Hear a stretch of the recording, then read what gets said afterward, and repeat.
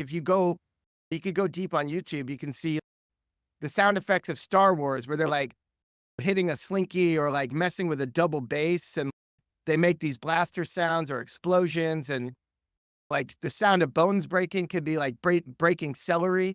And if you have a microphone and you have the way to edit your sound, you can do so much with sound, and then you add it in and it syncs and everyone believes that's the sound.